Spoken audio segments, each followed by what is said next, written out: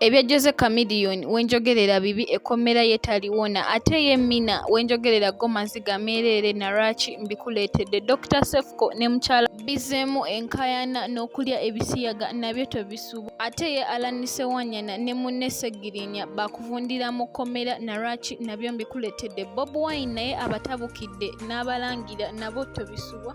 Oli kuwanda boy UG go wena ate na subscribing tukusaba osubscribing ompere neno video ka like esobole okutambula nga tetunnirabira basponsa baffe. Hajat Kaloddo omulombi w'edduwa agamba go wena ayina ebizibu ebyenjawulo jangu akulombera edduwa otere. Osobola n'okumukubirako ku nnamba ye eri awo wansi wamu ne ba Biva Organic Health and Natural Products nga bano bajjanjabisa obutonde, emmere, omuddo wamu n'ebibala era nga osobola okubakyalirako ku matabi gaabwe wali ku Access Building okumpi n'enkulungo ya Kabaka era nga bano osobola n'okubakubirako ku nnamba zaabwe eziri awo wansi. Katuyongereyo n'amawulire gaffe. Ate byo eby'ekaba Nuupu wenjogerera essaawa zino bikyali bibi oluvannyuma lw'okuvunaanibwa emisango gy'obutemu era nga bano benjogerako mwe muli Alan Sewanyana ne munne Segirinya. Olunaku olwaleero babadde baddizibwayo bo mu kkooti naye nga omuwaabi wa gavumenti agambye omulamuzi babongereyo obudde kubanga obudde bwe baabawa gavumenti yali mu kubala byambalirira ya ggwanga era nga tebasobola kufuna bukakafu bumala naye basabye bo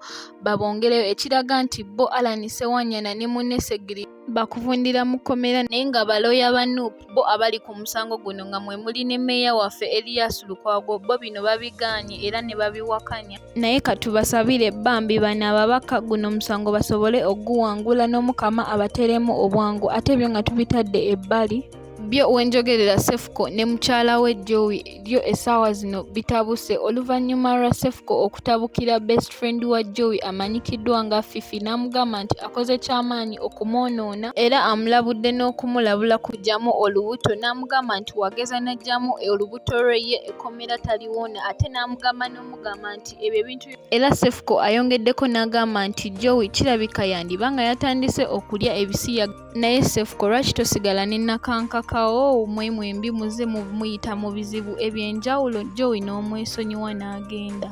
Ate ebya Sefko nga tubitadde ebbali ye wenjogerera essaawa zino Bob Wine munyiivu nnyo era nga ayisizza ekiwandiiko ekirabula buli omu ayambala ebyambalo bya Nuupu n'ayogera ebintu ebisitaza mu bantu. Ate ayongeddeko n'awooninga n'abantu abambala ebyambalo bya Nuupu ng'ono omukyala eyatadde ka vidiyo nga ayogera ebintu eby'ekisiru ku Bwakabaka bwa Buganda ne Kabaka n'agamba nti ebyo ebintu bye mwogera tebirina makulu era nga biswaza ekibiina kyabwe era ne Kabaka afulumiza akatambi akalala ng'awooningamu mwenna abakozesa social media obubi okwogera ebigambo ebitalina makulu n'okwesitaza Obwakabaka bwa Buganda.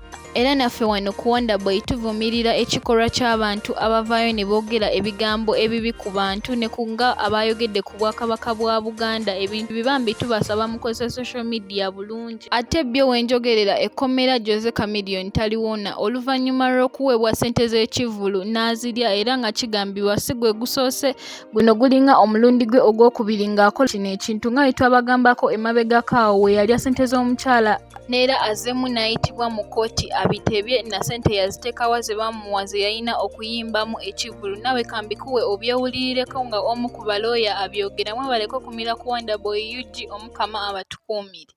Wanyana abwe Precious owa Elgon Advocates tuli bannamateeka ba promoter bayita Samson Kiseka eyawa ssente Chameleon nga bakanyiza okuyimba emityana ekiryokya era n'amuwa risiiti bulungi kuyita mu manager we Mutima asasulako 2.5 akusigaddeyo 2.5 endala. Chameleon yali mente okuyimba ng'ennaku z'omwezi 3 mwezi ogwokuna Flamingo Hotel naye n'atalabikako na manager we Mutima n'atuukirira client waffe Namikiseka ne bakanya kale kyabaddewo kamuwa olunaku olulala era ennaku z'omwezi nga 7 ne bakanya bulungi tajja yimbeera era client waffe n'addamu n'omutawaana okungi kubanga ssente yali azeewoze n'ategeka ekivuli ekirala era omuyimbi n'atalabikako. Klanti waffe kwe kututuukirira ng'afunye ne pressure okuva wama ne Lenda nga baagala kutwala ennyumba ye kubanga gye yali asinzeeko bamuweere ssente zitegeka ekivulu. Naffe ne tugamba katumuwandiikire. Bwe twamuwandiikira ebbaluwa ndowooza yiino twamuwandiikira atubawadde ennaku 7 okuba nga abasasudde ssente ze twali tubanja ku olwo bwali obukadde 15 byonna wamu mugatte bye twali tusaba. Bagezaako tutuukirira naye nga bagamba tutegeke ekivulu ekirala. Ne tugamba klanti waffe takyalina busobozi